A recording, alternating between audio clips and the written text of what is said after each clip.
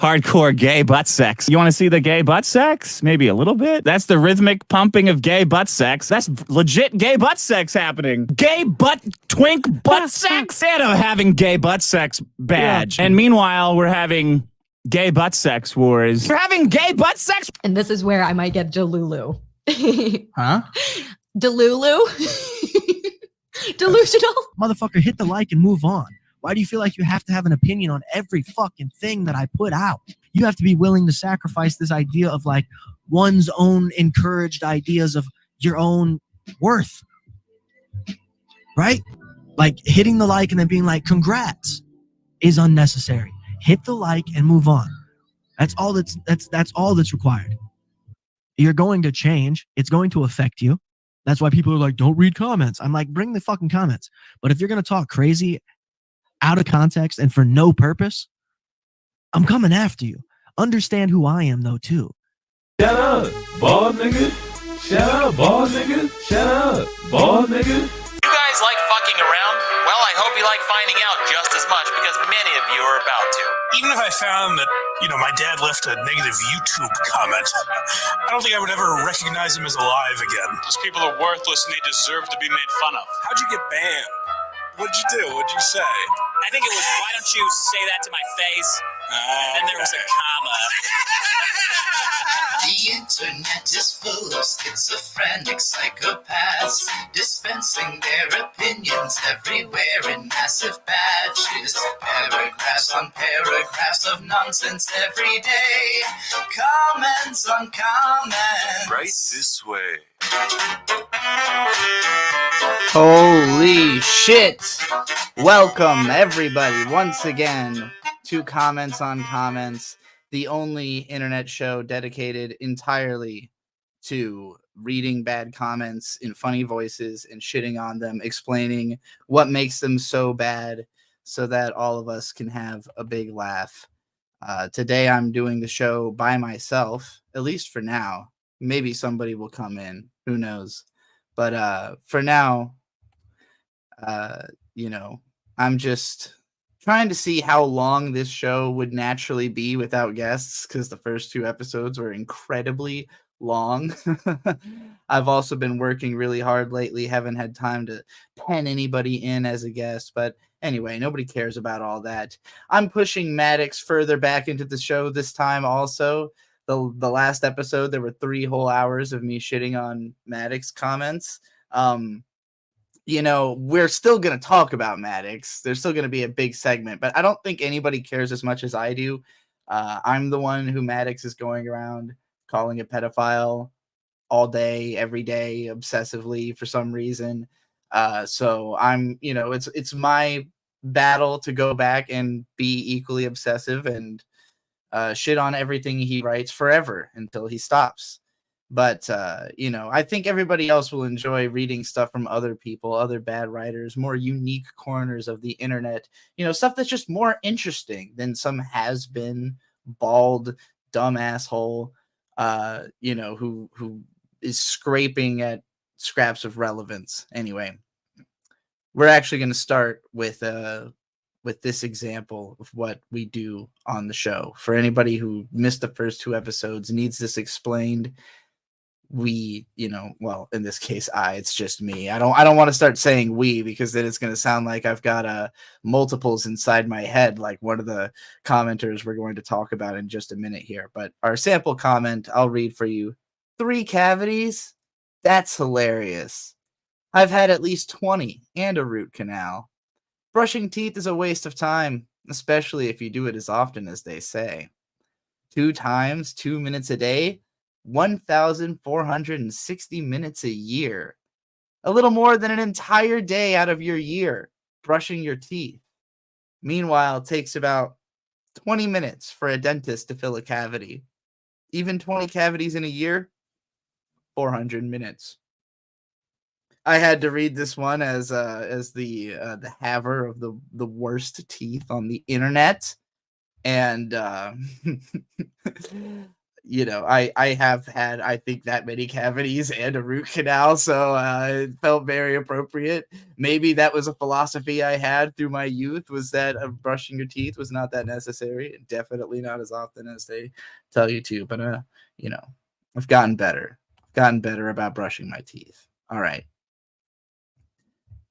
Oh no, I have to open this in a different program. I want to introduce you all to someone. So our first segment today is going to be on a person that none of you have probably ever heard of unless you watch Caleb Hammer. He is a YouTuber who goes through people's personal finances and yells at them about what they're doing wrong with their finances. It is a great show. I really think we're living in the golden age of internet reality shows. It's reality TV I always hated because there's so much fakeness, so much obvious artifice. With the internet, there's an opportunity to get even nitty-grittier, to get even closer up with even weirder people than what TV has tried. If you don't know about Fish Tank, I don't really have time to get into it in depth here, but it's a show about trapping 10 very strange people in a house and then just torturing them psychologically for 10 weeks for money. All of them sign up for it and they're very eager to be a part of it because of the money that they're going to win from it. But seeing the stuff that people are willing to like put themselves through, it's pretty wild, especially because it's done by Sam Hyde, who is like the most of a psychopath that anyone who's creating on the internet has ever been. So yeah, it's a really fun show, but you know, I don't have any comments about Fish Tank to read. It's not a very literary show. You should go watch Cucumber Feet's Summaries. Season 2 kicked off just a week and a half ago, and it's been a riot so far. So you can go learn about that through those videos. But Caleb Hammer, his show is more like Kitchen Nightmares, like Gordon Ramsay's Kitchen Nightmares, but for people who are really bad with their finances, people who have let their credit card debt get out of control, people who just owe lots of money to lots of different places and are spending outrageously, and he looks at it and he yells at them. So on his most recent episode, he has on this woman, Amber.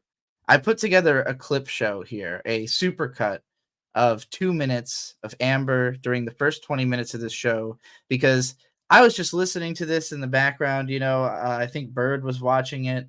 I'm overhearing it, and I kept hearing things that made me go like, oh my God, I cannot believe that someone went on the internet and said these words. And I have some of her writing that we'll get into, but I felt like I need to introduce you to this person before I could really let you understand where the writing is coming from, what type of person is writing these things. So I'll let her introduce herself. I'm Amber. I'm from Los Angeles, California. I'm 27 years old and almost a half. And sorry, my inner child speaking right now. I'm going to start that over. In order to survive, you do have to exist in the reality of reality. Yes. So what's been really interesting has been coming to terms with what you just said, reality. And I'm trying to get my inner reality to finally reflect on the outside.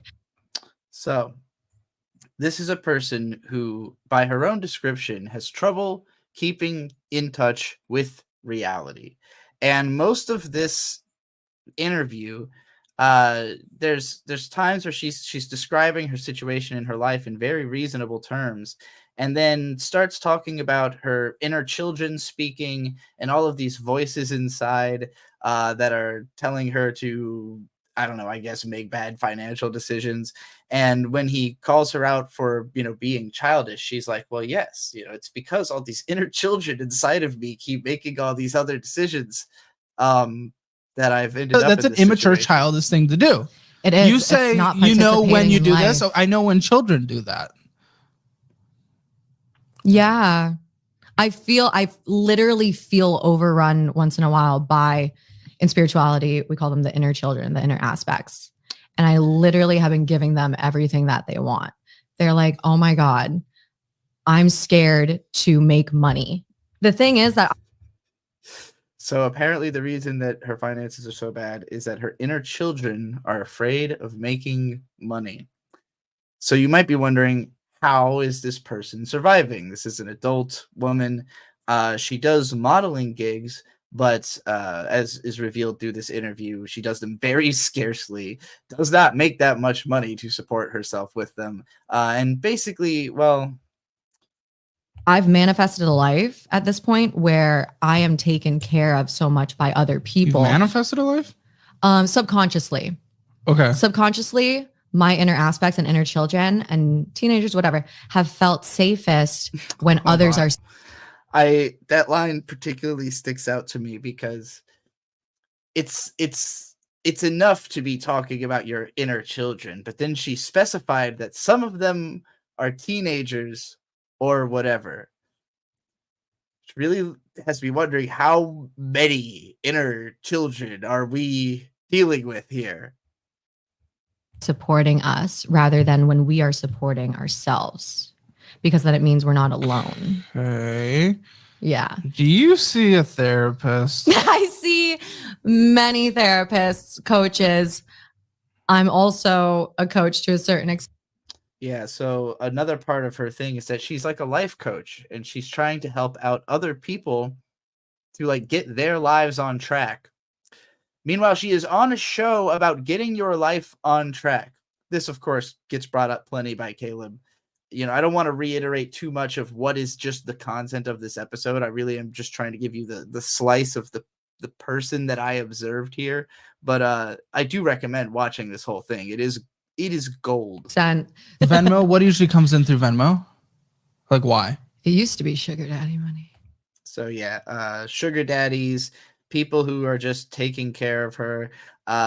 And there's a point in this interview where she starts talking about like business ventures that she has ideas for, and like all these basically these plans that she has come up with for how she's going to get out of her situation, that as she's being faced with the truth from Caleb, she's realizing that these things are not possible, that like realistically she's in a totally different situation from the one that she thinks she is, but she can't help herself but to try and describe the plan that she had. And then, well, this happens. But I'm ready. I'm seriously ready to make the change. I have the pitch decks for these clients whose social medias I want to change up. I want have that to all work this so shit. bad. Yeah, and it will. But the number one thing, and this is where I might get Delulu. Huh? Delulu? Delusional? Okay. Will you hold my hand for a second? I need connection. These numbers are making me ang gang. Thank you so much. Ang gang. I love the ang ending of that clip. Yeah.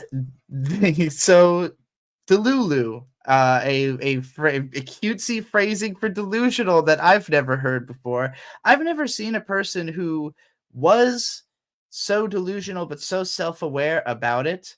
Like, the tone of this whole interview is like, I'm a problem.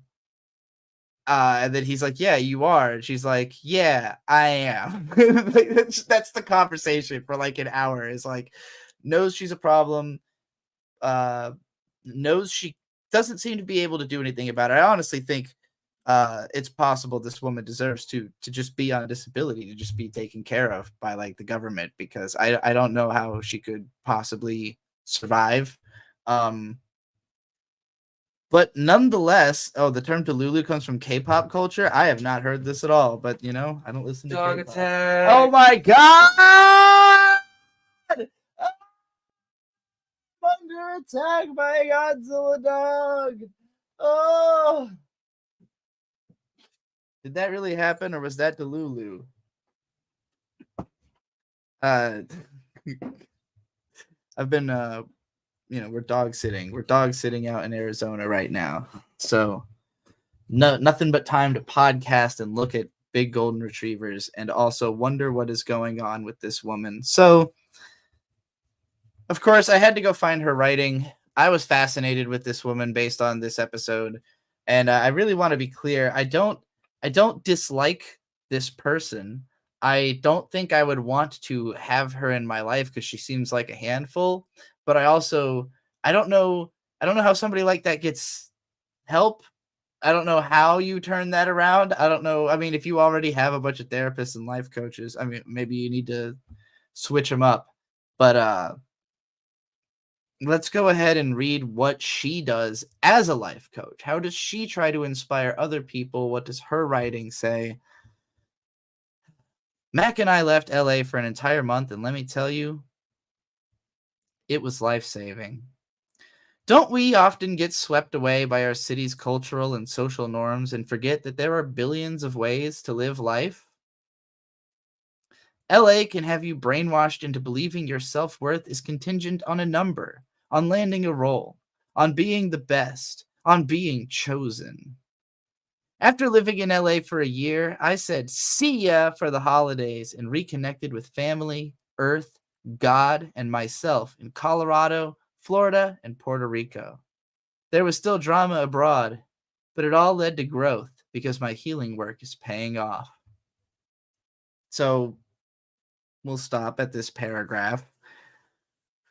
Boy, first of all, don't we, I don't know who, you and the army inside, or do you mean to imply the rest of us are in the same boat? Because I mean, I'm not an LAite. I don't live in LA. I've spent the last few months in LA, and I can tell you that I definitely see people who think like this walking around. You can tell when you hear bits and pieces of their conversations, and you think, what planet do you come from? How do people allow you to be this way around you? It wouldn't be possible in other parts of the country. So, I mean, I don't know where she went in Colorado, Florida, and Puerto Rico, but I have a strong suspicion she didn't go to well, I mean, there's not even first of all, Colorado, very rich place, mostly full of people from LA who wanted to move out to the mountains, somewhere they could smoke weed. Denver basically exists because a road was built through it to get to LA, from Chicago. And then Florida is where rich people buy, their winter homes, and Puerto Rico, as an American, I mean, maybe she is part Puerto Rican. I don't know her ethnicity based on the interview, but I don't know.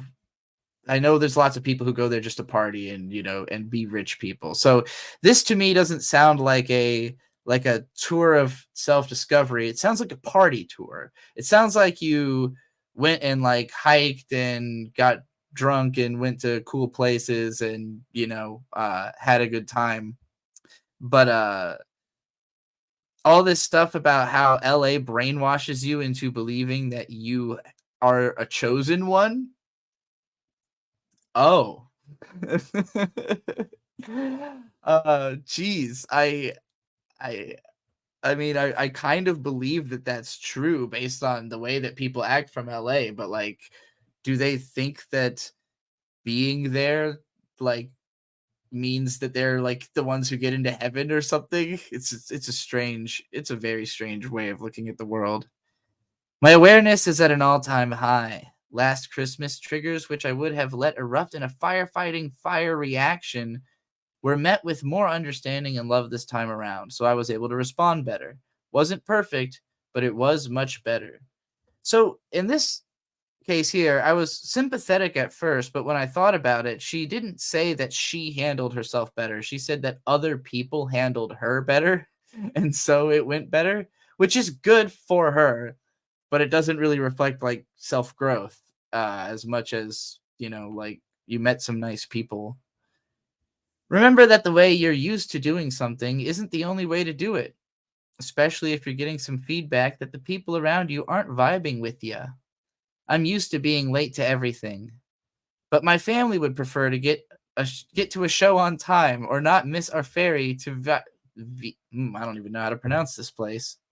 At 26 years old, I am not going to hit someone with that's just the way I am. No, sir, that's the way you're choosing to be. My personality is just being an asshole. Legit, I was told this by an old boss exactly a year ago. Clearly, you just like to be an asshole, and therefore, I would like to leave. This is, again, why I don't dislike this girl, because I think she's correct about the way she should look at herself, which is like, no, I am choosing to be this way, and I'm a pain in the ass, and I'm desperately trying not to be. I get that vibe, but I think she's so much of a pain in the ass that it's like Gap Moe almost. Some believe that we shouldn't have to change.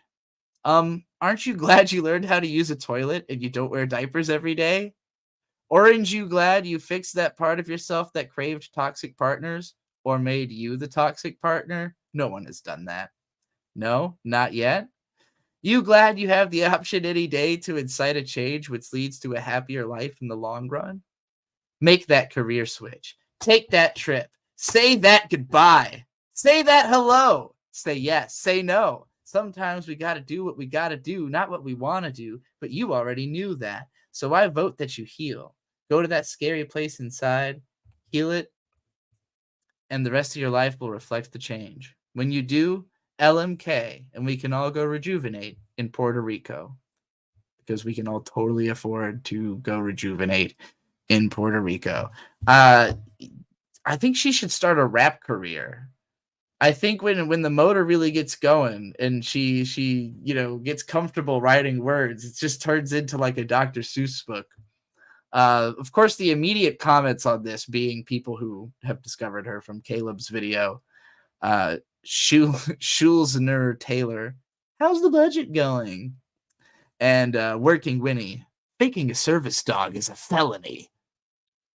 I don't even think I got that far into that video to see her faking a service dog. Here's some more. With fervor, I'm seeing a lot of my courageous friends channeling a lot of energy into calls to action because we are eager for this world's rebirth. She sounds like an anime villain talking about the rebirth of the world. She sounds like Sele. You have something to say to fan the flames? We all need you. Your POV, your neurological pathways, your ideas are as unique as this planet.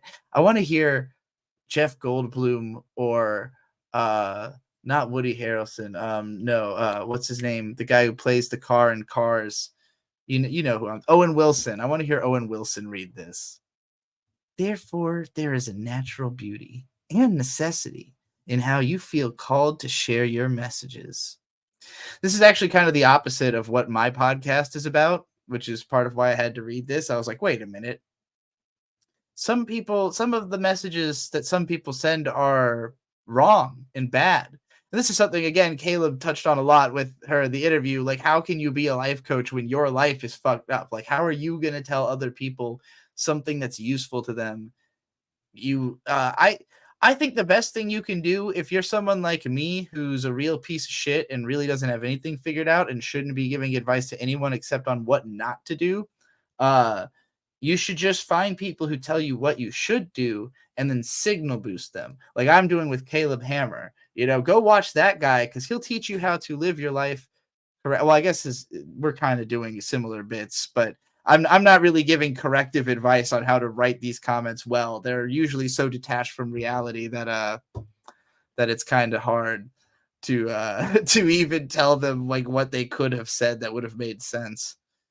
Anyway, have ideas you want to spread but don't know how to online? Maybe you feel called to produce videos of you hula hooping while raising awareness of abuses of power. Maybe you feel compelled to do that. Hula hoop and talk about how some people abuse their power. What meaningful commentary can you make on this subject while hula hooping? She's obviously talking about like making a TikTok, right? Like, or I guess a reel, interviewing strangers on the street about their personal experiences with systemic oppression. No.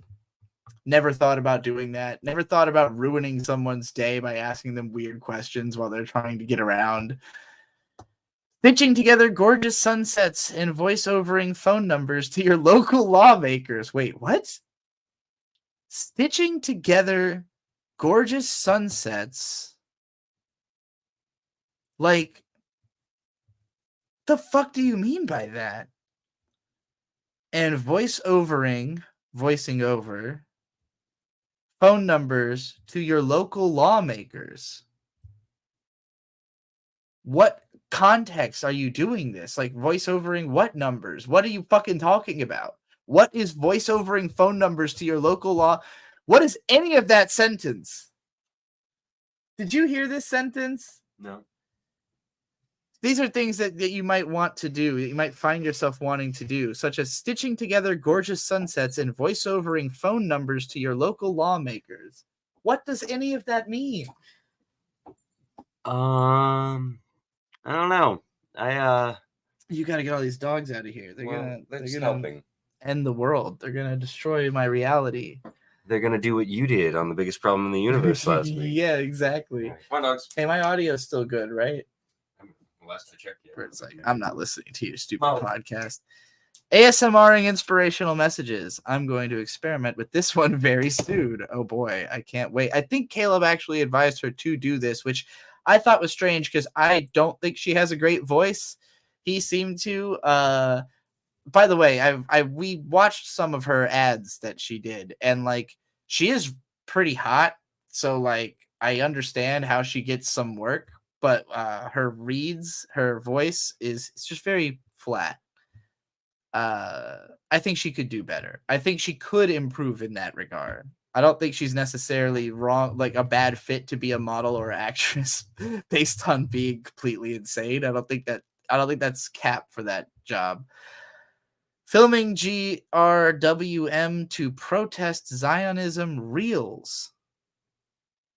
I don't even know what GRWM stands for, if I'm going to be honest with you. Somebody can tell me about this, probably. Be creative. Brainstorm with friends and family who know you like the back of their hand. Experiment. Brain emoji, tornado emoji. Brainstorm. And thank the haters who comment because they're scared of your light. That's with a capital. Oh boy, because without polarity in this reality, we wouldn't know one thing from another. We need fear to know love. We need shame to know self-actualization. This is where I start really agreeing with her points all of a sudden. This is where there was a moment where I was wondering, like, is this going to be too heavy? Like, is it going to, like, this already, a lot of people are making fun of this girl unnecessarily, well, maybe not unnecessarily, maybe, but she's over here saying you need shame to know self-actualization. She even says we need hate speech to know kind words. She says we need hate speech. I don't even know if I'd go that far.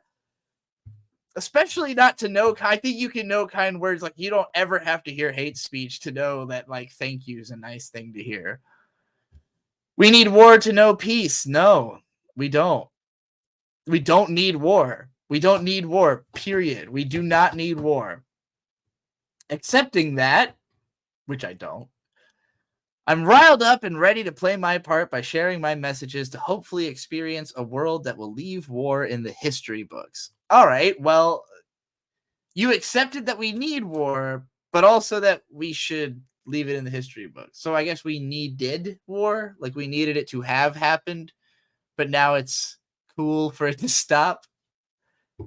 Our neighbors have known enough of that from us. And it's, capitalized U.S. So in this case, I assume she's talking about the United States. Missing Nada says, hates capitalism, yet buys the most luxurious goods and services while abusing systems set up for the lower class. Yeah. Yeah. Well, I think that's her. Yep. That is my report on Amber. She is fascinating. She's fun to listen to. I would say, yeah, to answer the chat asking who is she, and the answer being a schizophrenic person. Yeah, pretty much. She's a schizophrenic model who found herself on Caleb Hammer's show. It was very fun to watch. She says a lot of crazy things, like that she's about to go Delulu. I can't stop thinking about it and saying it. Like, I've just been walking around being like, oh shit, that guy's about to go Delulu. Like, it's the funniest thing I heard this week. So that's why I had to spotlight her. I get the feeling that she will be back on the internet because not unlike Maddox, who is out there like asking the internet to find him a lawyer that can help him to try to put Dick Masterson in jail. I think like people who this includes myself. Like I've said a lot of crazy shit on the internet, so obviously I can relate to this to some degree. But like I understand the feeling of being like I don't know who to turn to or who's going to be able to help me with unfuck my mind. So I'm just gonna keep telling everybody about how crazy I am until somebody gives me the right piece of advice. And I feel like that's what she's doing. And maybe Caleb Hammer helped, but yeah, you'll see it back when this live stream is over. Go back and watch the Delulu clip, or again, go watch Caleb Hammer's video. All right, enough about her. Let's get into Weird Internet. Our first segment today, coming back. We didn't do one in episode 2. I was hoping that somebody or anybody would make me some jingles for these segments, for the named segments. I'm trying to rip off Carl from WATP here. Trying to rip off who are these socials and who are these podcasts and the Blind Mike Project. So I need some goddamn jingles and some better art than my shitty AI. Also, I didn't even mention that you can support this show on back.by/comments-on-comments. What other podcast eats mushrooms? All right. Social Girls in Los Angeles. Can we talk about weaponizing of the laugh react? The weaponizing of the laugh react. Sorry. Didn't mean to imply that her grammar was that bad. I notice a lot of people here do it, so maybe I'm missing something you can explain. When you are having a disagreement with someone online or think their opinion is wrong, why do you laugh react to their comments? Strangers in particular. I personally don't see how that can be interpreted as anything other than mocking and bullying.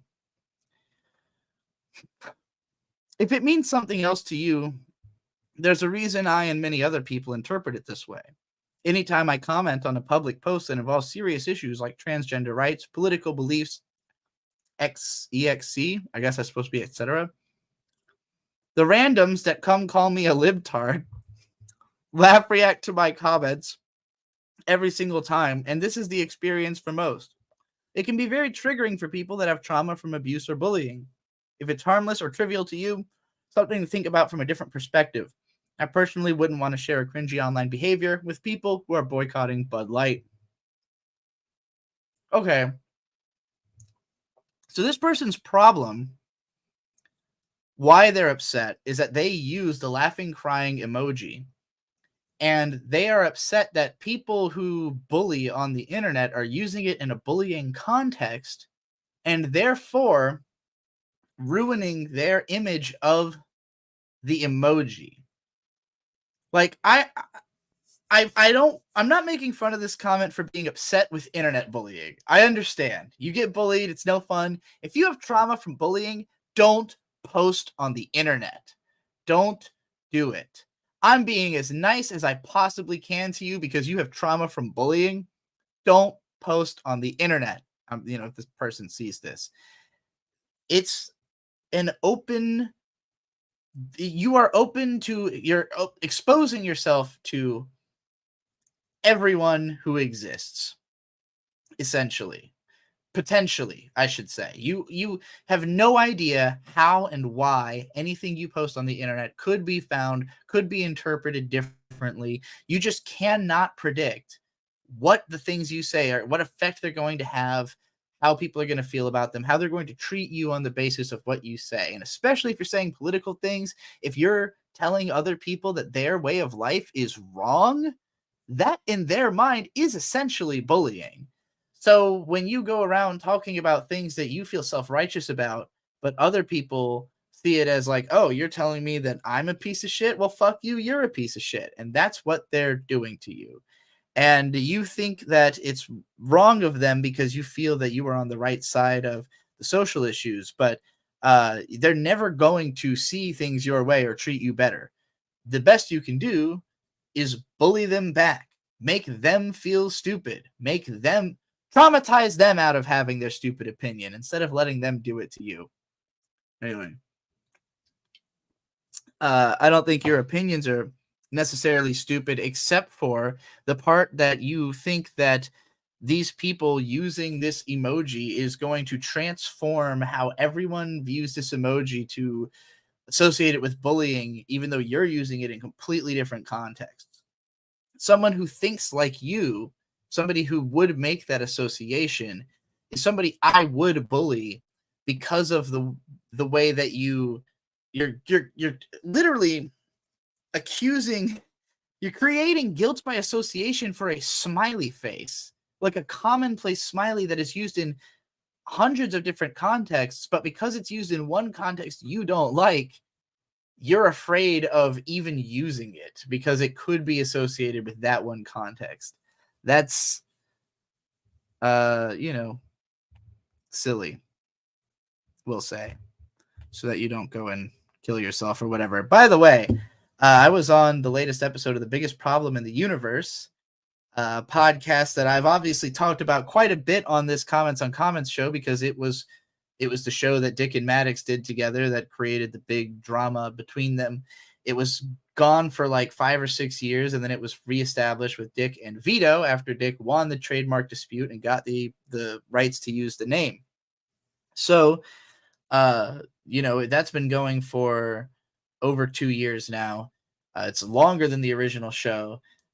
I had never been on either version of the show. I've been called into the Dick show. I've been in studio for the Dick show a bunch of times. Had never been on The Biggest Problem except for during Vito's call-in show once. So I was pretty happy with my appearance. I think particularly the problem I brought in was really good, which is suicide baiting, basically saying that you're going to kill yourself was my problem. If you want to understand why it's such a huge problem, you should go listen to the episode. I'm pretty sure I'm still winning in the vote for having the best problem. So, All right, let's see what else is in this weird internet. On r/drugs. My roommate succeeded in giving himself auto brewery syndrome by boofing yeast. So for the past 2 weeks, my one roommate... That's the whole sentence. Our attic one, that seems to always do dumb shit, has been using a enema system to supplant brewer's yeast into his colon in hopes of giving himself auto brewery syndrome. Butt chug. Which is where the body produces PRODUECES,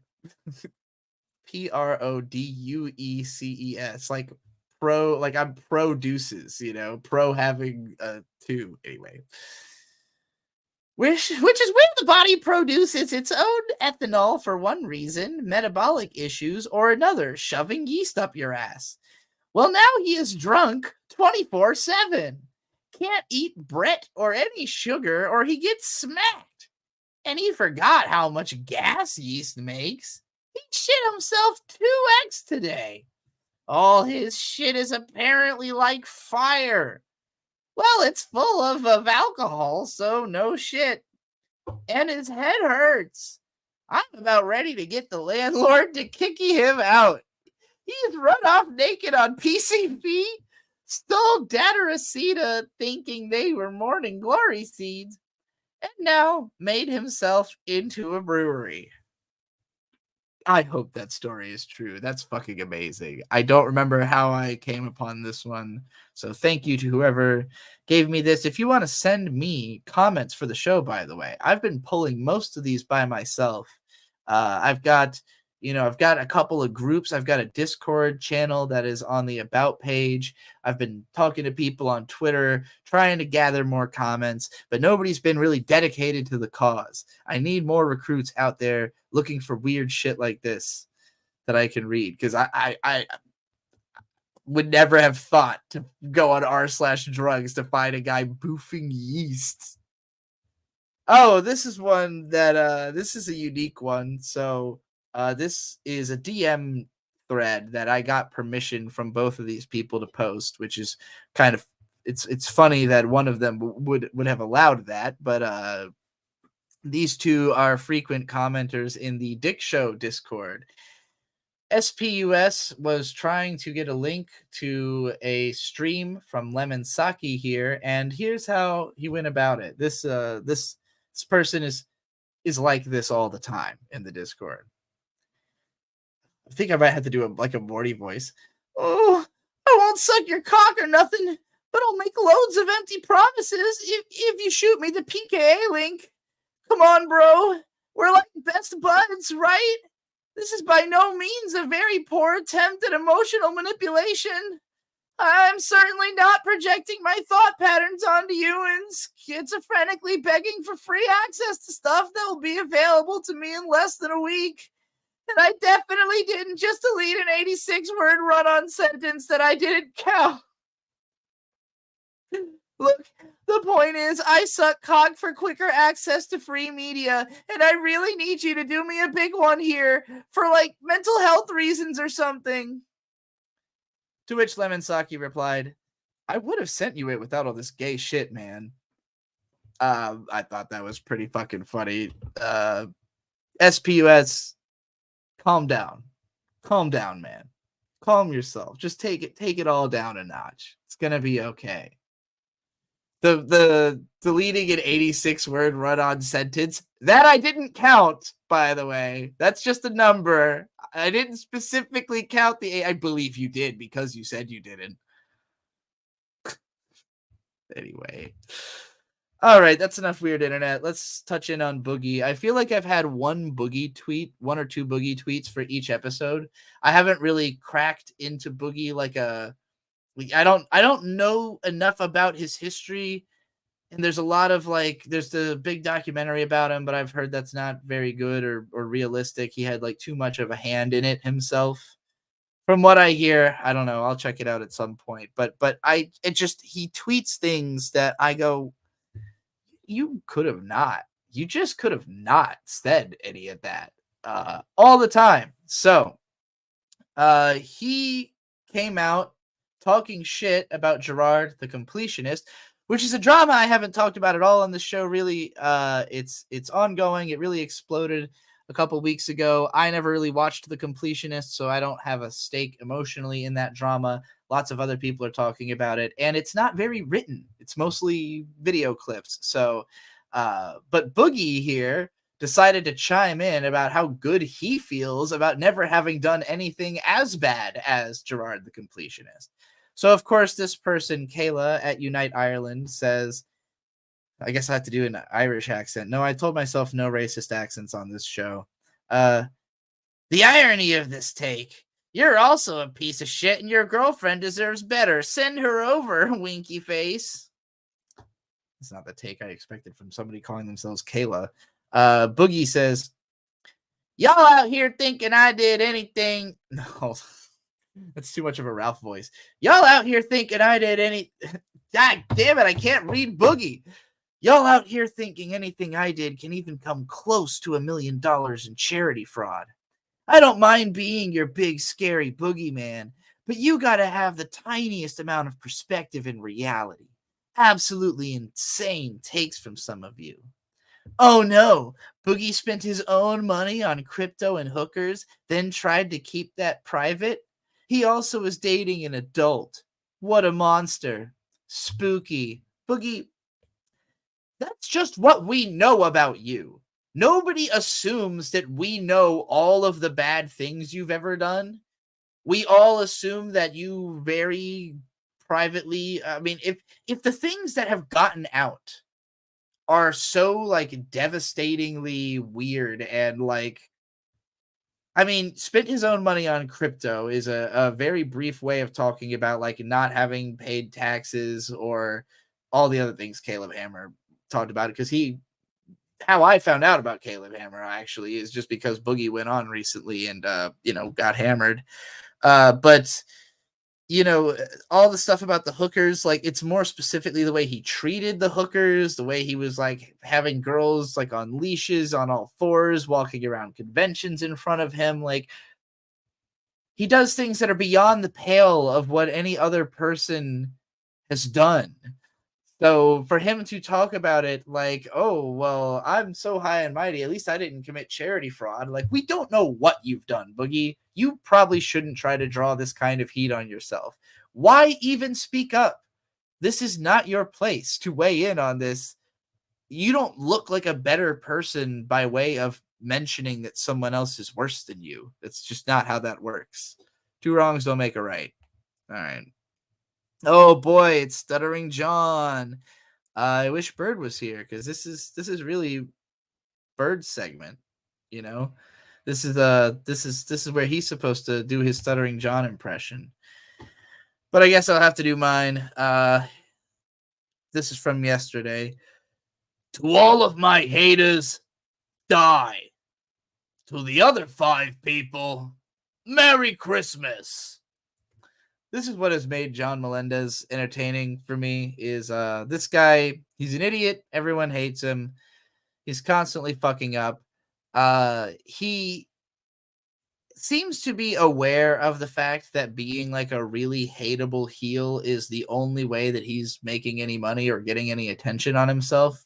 So I do think to some degree he is deliberately trying to be like a stupid asshole, but he doesn't.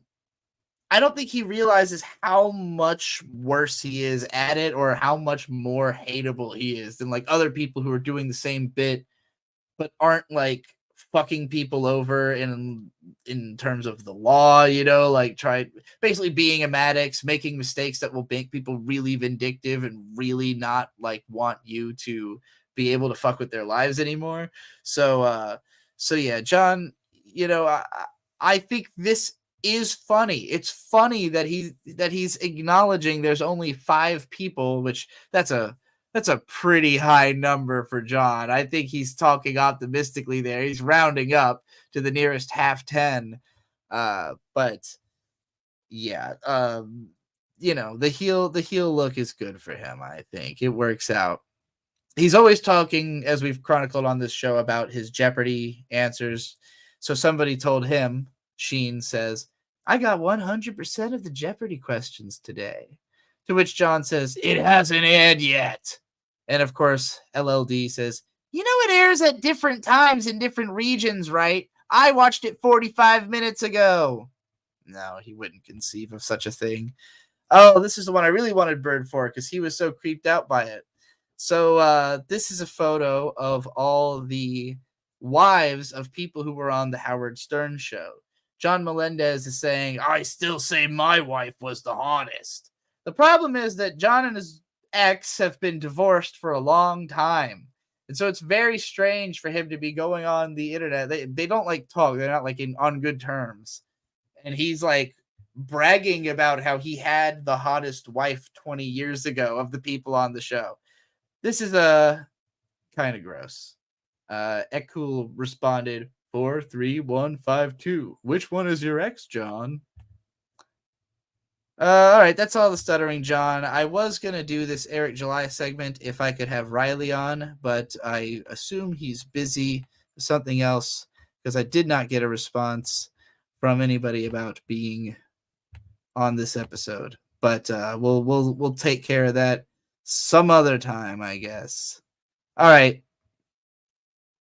Let's go to John Delarose and Doug TeNapel here. John Delarose, I'll probably have to dive into more on this show because this man is a conservative grifter comic writer who is always trying to have some kind of edgy right-wing take.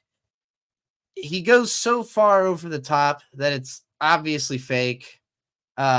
He just wants to create drama. So I'm going to give him what he wants. I'm going to point out that everything he says is stupid. And we can all have a laugh at it because otherwise he's just spitting this stuff to, I don't know, I guess somebody must agree and just goes, cool, and hits like. But you missed Stuttering John. I was going to say, I was probably really behind because I just heard that. Yeah. No, you're way behind. John Delarose says, this is why it's time we stop saying, I don't judge what consenting adults do in their bedroom and start saying, make sodomy a crime again. I mean, like, again, it's so over the top. I can't interface with this as a serious comment. Like, I could not imagine that this person thinks that sodomy should be a crime. That's preposterous. If he wants to try to defend this opinion, it would be, it would be pretty easy to make him look like a big old dumbass idiot. But I don't know if he would have the courage to back up such a stupid thing that he said here. So this is me throwing down the gauntlet with John Delarose. Basically, you gotta step up your game. You can't just go around saying dumb conservative bullshit.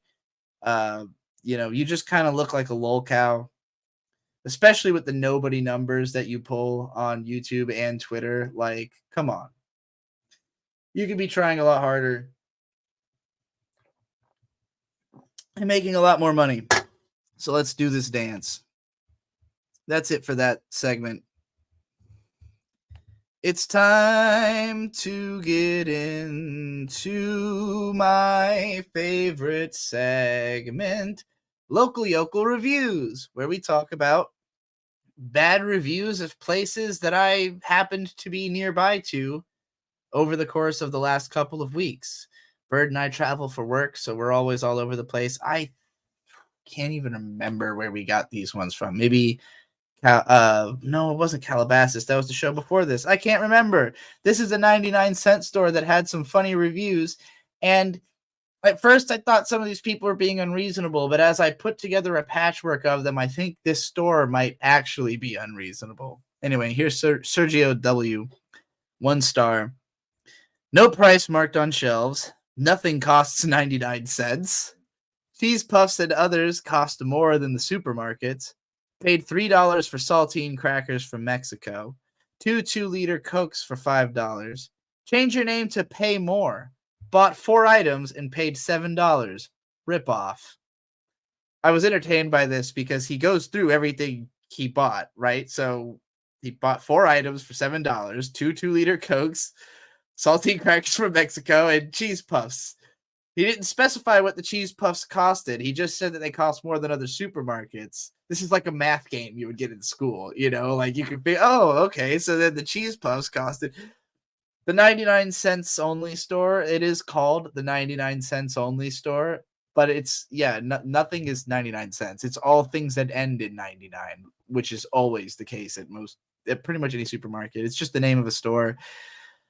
I'm sure maybe once in history when dollar stores were viable economically, maybe they only carried $1 things, but it's funny to imagine somebody coming in and being like, what the fuck, Now, I could also understand like expecting it all to be 99 cents if there's no prices marked on the shelves, and I do think this is a real thing that was happening here.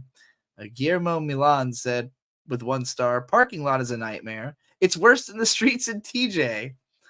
It's 9:29 p.m. Store closed at 9 p.m. and 1 cashier open. I'm still waiting in line to pay. Poor management. Store super dirty. So this person has been in line. This person got in line right before the store was closing and has been in line for half an hour because there was only one person working there. This is pretty normal for these little like 99-cent stores. If you ever go into Dollar Tree, like, good luck getting out of there in 10 or 15 minutes. Like, you're just going to stand in line behind an old woman, 1 register. She's buying all of her groceries there and one at a time, like lifting cans out of a cart onto the counter. So yeah, you just got to count on that. That's just the way it is. Worst in the streets in Tijuana, though, is pretty funny. Margarita Van Dickhorn. I choose to read that last name as Dickhorn. I don't know how it's pronounced. 1 star. Thus place is a hot mess and the manager is stuck thinking she's doing a good job. Shame, it really is. The revolving door of staff who all know nothing. Management is horrible, not leaders, and it shows. Messiest store I've ever seen. I just thought the phrasing of this one was fun. Shame, it really is. All right, Jessica F. Local guide with 1 star. I think this might be the same store. Can someone make the employees here happy? Yeah, God, can you do something about this? Where is the management? The items and products here are to be expected, but the customer service with the employees are horrible. It's actually horrible with like a period and then 5 exclamation points. I don't want to spill the story on what happened the last time I went there, but all I can say was the lady at the register was mad at the whole world and threw all my items all over the place. What? She threw all of your items all over the place? Did this really happen? I had to tell her to please be careful with everything and not put my food with the chemicals. Not good. Plus, where are all the carts? Management? Where are you? Wake up. A cart run is needed every 2 hours. This person's having a whole episode. I love how the local guides are always like the most intense, like manic reviews of these places. Threw all my items all over the place is a funny way to describe what sounds like just kind of, rapidly shoving the items down the conveyor belt, trying to get you the fuck out of there. My mom is very much somebody who will complain about the groceries not being bagged, like just so, she like sorts everything as she puts it up there with the expectation it will reach the bags in the same way and an aggravation at it not happening. Personally, I put all the fucking shit into bags and then I bring it home. Cat C with 1 star. I think this is where we're gonna start talking about Wiener Schnitzel. This is Wiener Schnitzel reviews. These are fun because they're all so depressing. IDK, what I was thinking. Saw a bunch of people ordering. Thought to myself, maybe his change probably tasted good.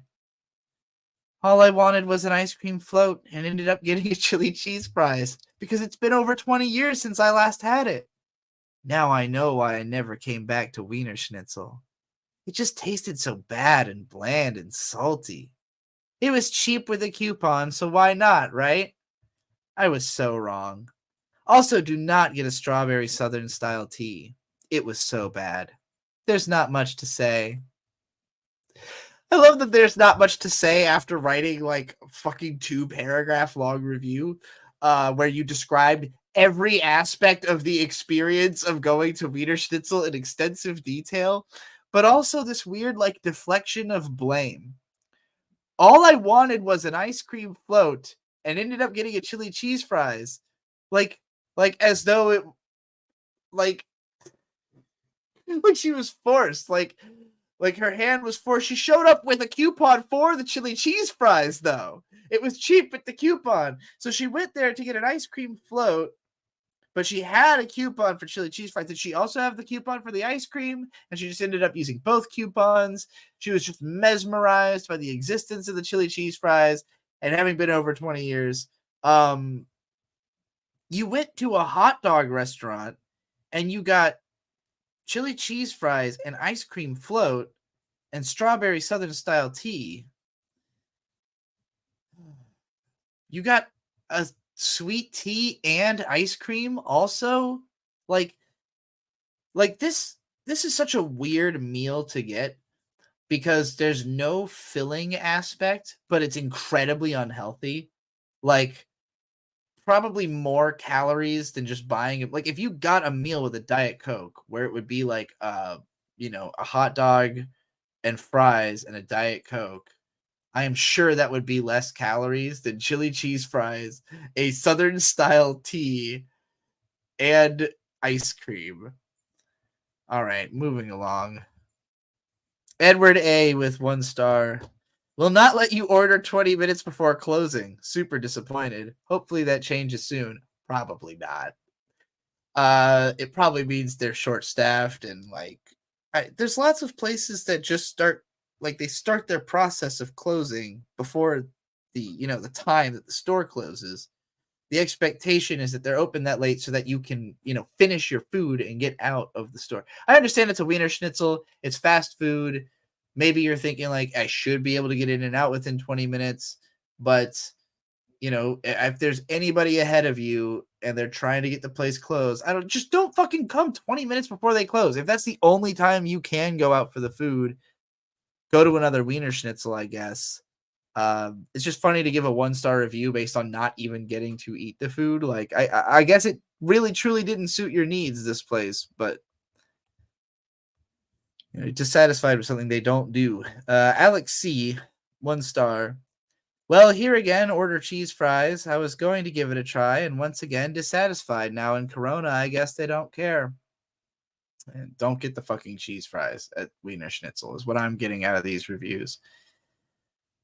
Of course, this was her second review. They're threaded here on Yelp, as we've learned from this show, and her original review. When you want cheese fries, and I remind you, they are not that cheap. You want cheese on the fries. Well, this is what you got. Hey, manager, can you tell your people how this is Norco for you? I want my Corona store open again. So she had like an awful experience with the cheese fries, went back, got them again, and then reviewed them with 1 star again. Nathalie R. I brought a banana split and I drove less than a mile and I got this. It was all melted. This is really disappointed. It's fucking... I mean... The only way this is possible is if you had it in front of your heater. Like, you can't blame... If you got the banana split and it looked correct. Maybe this person didn't look. Maybe this person did not look at the banana split at all, didn't realize it was already melted, and drove off. But like, if you were handed a banana split and you looked at it and it looked fine, and then you drove however long and it's now melted, you did something wrong. Your car's too hot. It's ice cream. You have to eat it right away. You're not supposed to take this shit home. You're really drive through ice cream. You park the fucking car and eat the shit before you hit the road, you know? All right, Samantha M, 1 star. Anytime I've eaten here 3 times over 3 years, I got violent shits. Will never go again. It also just kind of sucks. I'm not going to criticize this too much. You know, I've been back to places I thought sucked a few more times just to like really confirm that it sucks. But if I got violent shits from a place twice, I am not going back a third time. You know, violent shits me once, shame on you. Violent shits me twice, shame on me. Violent shits me 3 times, I'm not paying attention. Okay, everybody. That's the end of the local yokel reviews. We're gonna get into my own comments now. Whoa, comments people made on my videos. I like this one. It says, I just fucking hate you, from Agiga Herger. I like when they're honest. I like when they're straightforward. I like when they don't try to bullshit me with like a bunch of like what I'm doing wrong. They're just like, no, I just don't like you.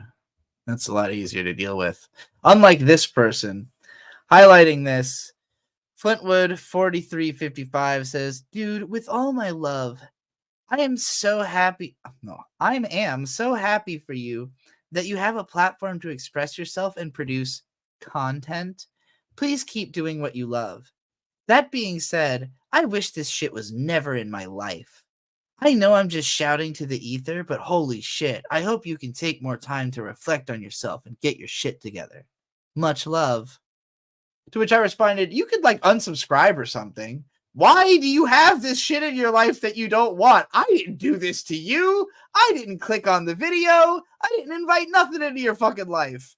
You clicked on a video that had a very explicit like purpose. Like the video it's not hard to tell what this podcast is about. I don't even remember if this is on this podcast. Whatever video this on.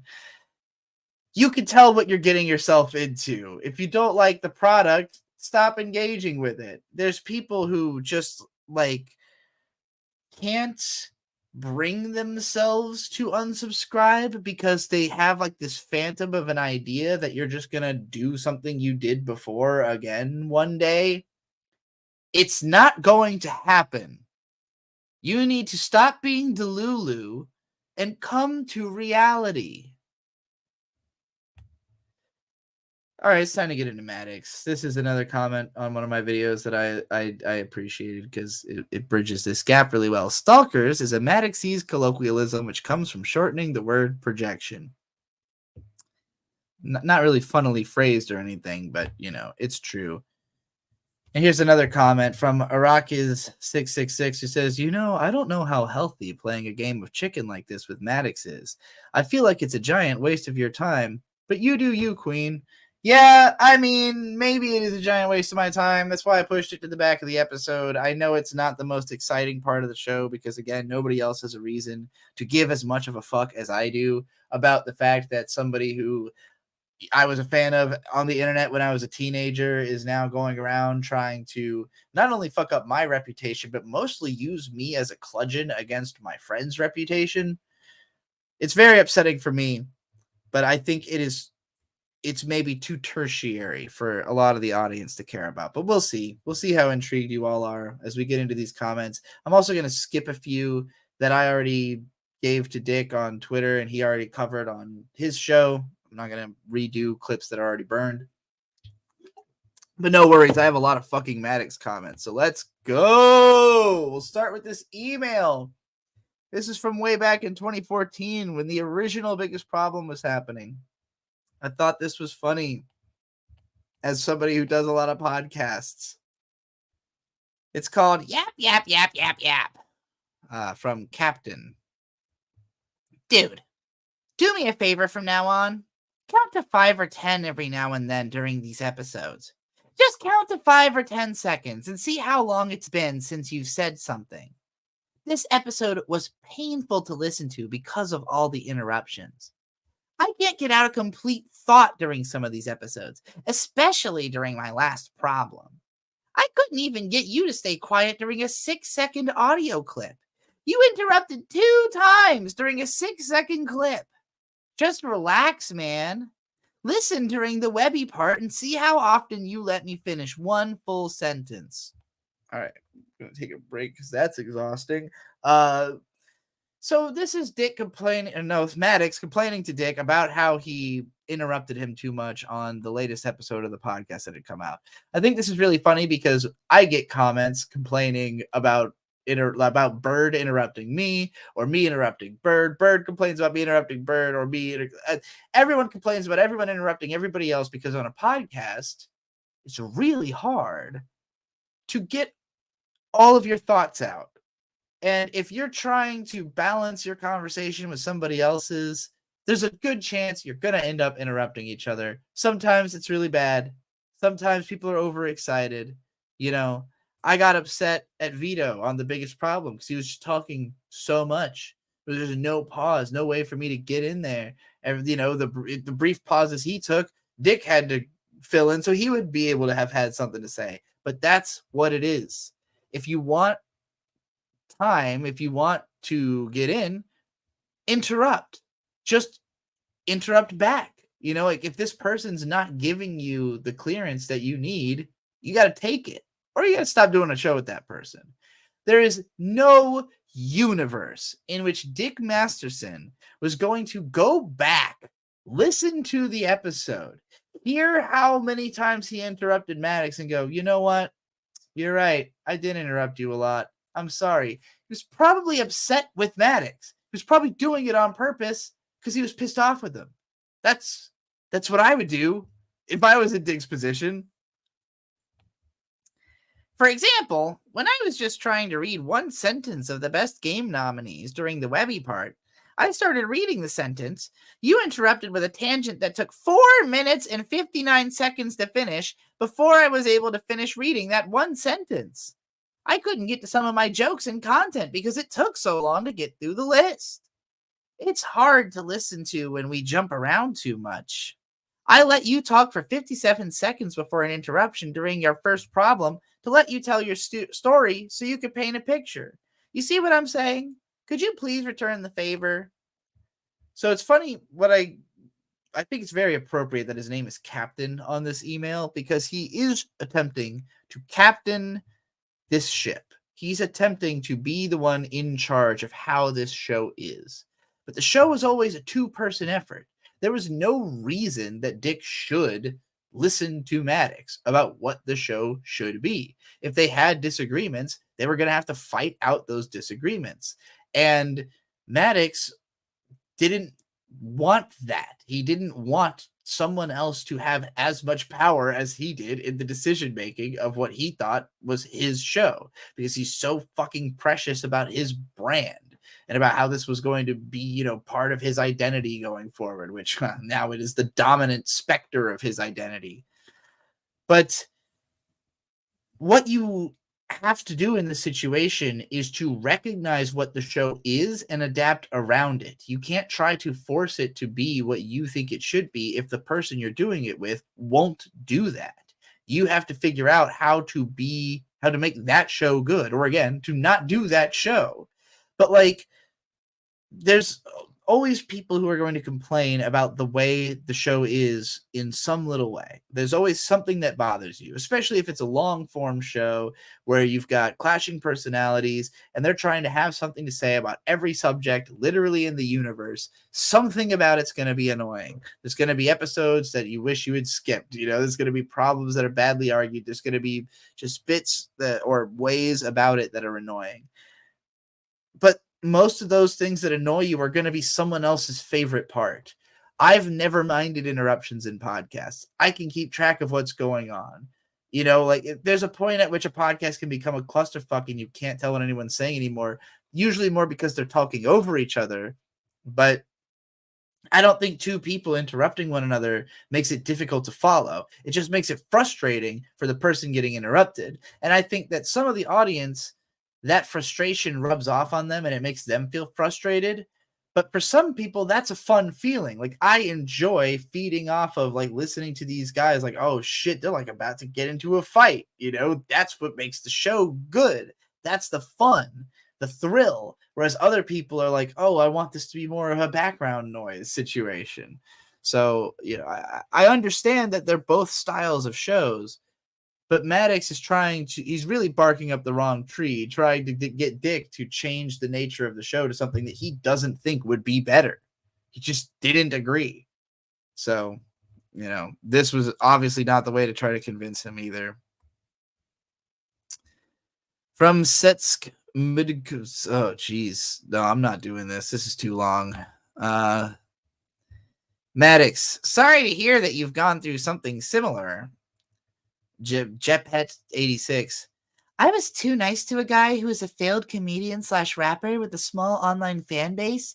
He became obsessive and created this delusion that I hated my husband and was in love with him. Since I rejected him, he's been on a smear campaign and harassing me. He's written humiliating songs about me and even made this movie where at the end, he rejects me and he blows my brains out. FML. I have no idea if this is real because it sounds like they're just describing what Maddox did back to him. It sounds like a troll, but Maddox says, WTF, that's horrible. I was also too nice to a failed comedian. Like, when you're trying to act like you're in this crazy scenario where like this psychotic stalker who needs to be put in jail is like running around ruining your life, maybe like being pithy and flirty about it with some chick on the internet is not the look you want to be going for. Makes it feel a little too casual, like just a part of your life you've come to accept. I want my Lauren says with first like 5 of those like praise the sun emojis. I can't believe you went through this. I have had small stalking experiences and they have paralyzed me. How have you been about to function? How have you been about to function during all of this? Maddox has always been about to function. Not quite there, though. Never quite gets started. Hope this puts an end to the hate and stalking. But regardless, really amazing graphics. There were some amazing graphics in that there Maddox video. Thank you, Lauren, is his response, of course. Always got to let the cute girls know that he's excited they agree with him. This one's also too fucking long. Here's his response to somebody asking to be removed from the 5,500 person list of names, Maddox's docked list of everyone who had ever signed up to be in the Dick Show Facebook group, which I will remind everyone was established pretty much right when the show started, that Maddox being made fun of only really became a thing after he made the Dick Lies video, which was like 17 or so weeks into the Dick Show existing. So it was by no means any kind of Maddox hate mob or whatever the fuck, but all 5,500 of those people, he says, are in support of harassment and of people hanging out with me. Oh wait, I mean pedophiles.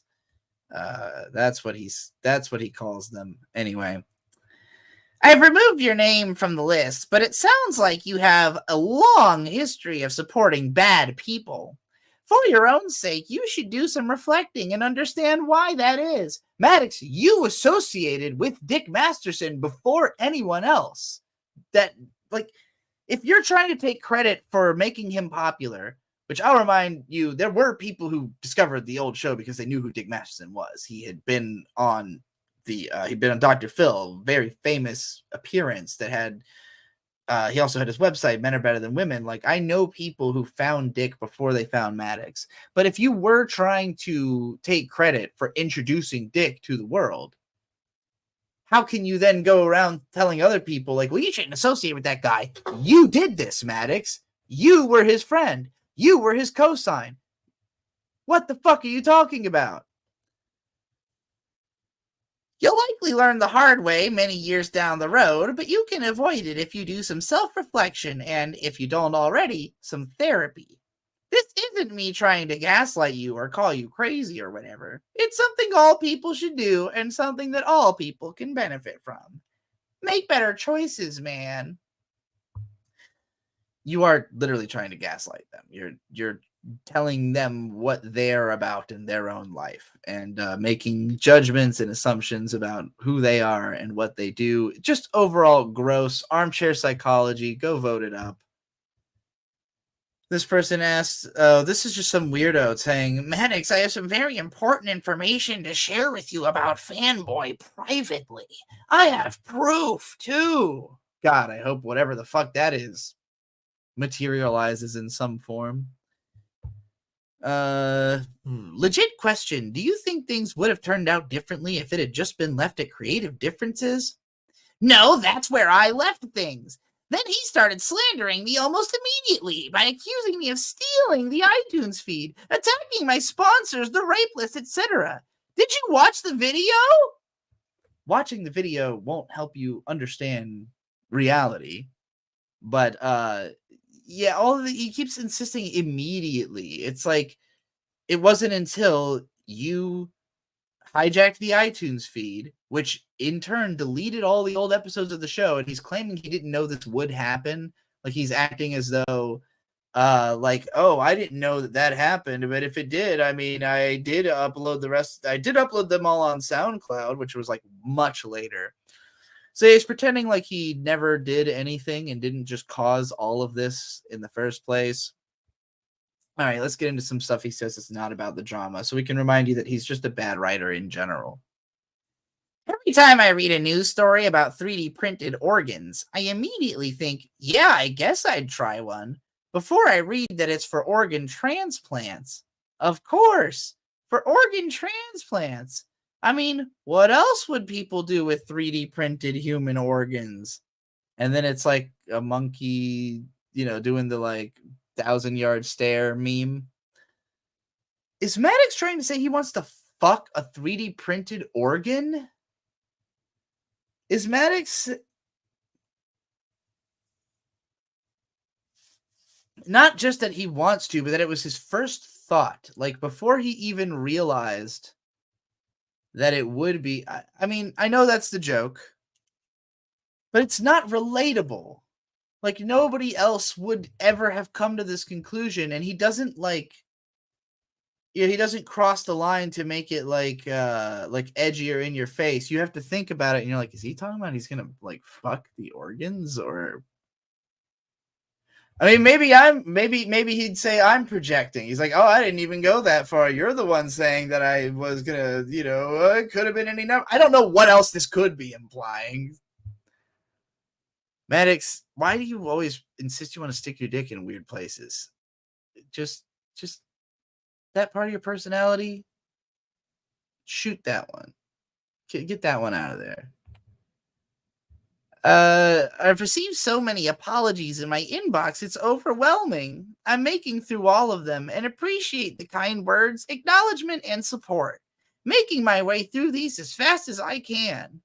This is in regards to my video. Yeah, we none of us knew what you were talking about, Maddox. It's just the only thing going on in your life in the last fucking 7 years.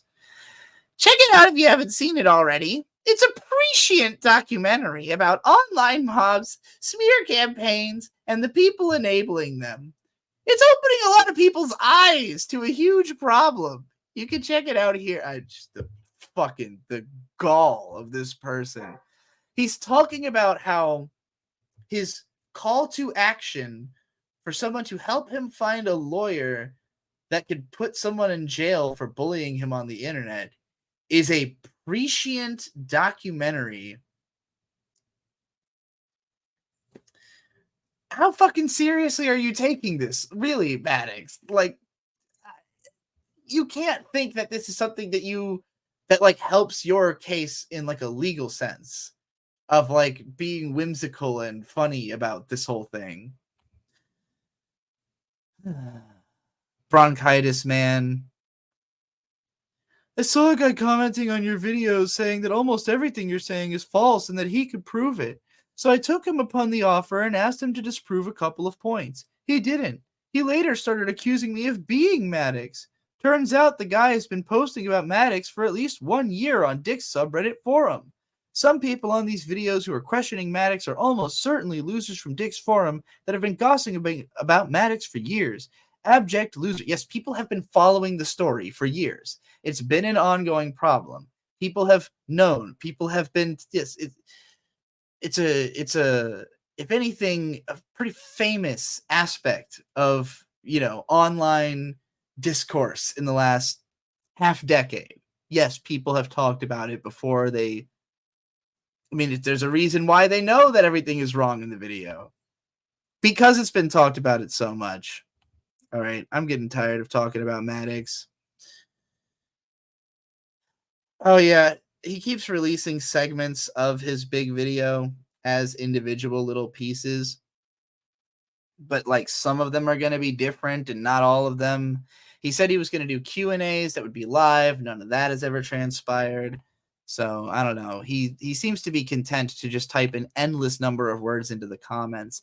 It's a lot if I'm exhausted. Like, I know Dick already covered this one, so yeah. All right. I'm done for the day. I can't. I can't go on about Maddox that long. Nobody cares that much. Not even me. Not even after having picked up all those clips. This is about how long I was hoping the show would be if I didn't have anybody else on it. So, I'm good with us just calling the Maddox stuff there. I think I have a few non-Maddox things actually. Oh yeah, my top comment of the week, of course. We always end on the best comment. This is from the How to Recognize a Terrible Anime in Just One Episode video, which is still my most popular video. Still gets tons of views all the time. Lots of comments. It's where I pull a lot of bad comments from that I make fun of on, we did one on the last episode. But this was the best comment I might have ever gotten on this video. It says, I think this is a good tutorial for people who want to get into anime and not waste their time. I, however, have been watching anime since I was like 12, so I don't really give a fuck about whether it's good or not, as long as it's entertaining. And that's, obviously the opinion everybody should get to eventually is, you're just watching stuff to see if you'll like it. No need to hold it to any kind of standard. You'll know off the top of your head pretty quickly eventually. Nobody needs to teach you how. All right, that's it. back.by/comments-on-comments. I'm only supported on back.by because it is the only platform that each creator completely controls their own independent instance of, from which they can never be removed. And I'm like the only person pushing it, so I'm really hoping that people will jump on board. Otherwise, We Watch Anime. We're going to be catching up on making sure that all of the backlogged episodes of that we've been, putting off because of how much work we have are taken care of, because now we're just going to spend the next 2 weeks watching dogs in Arizona and podcasting. All right. Everyone remembers when I took that mushroom, right? Like that came on way too strong. So I'm ending the podcast. Goodbye.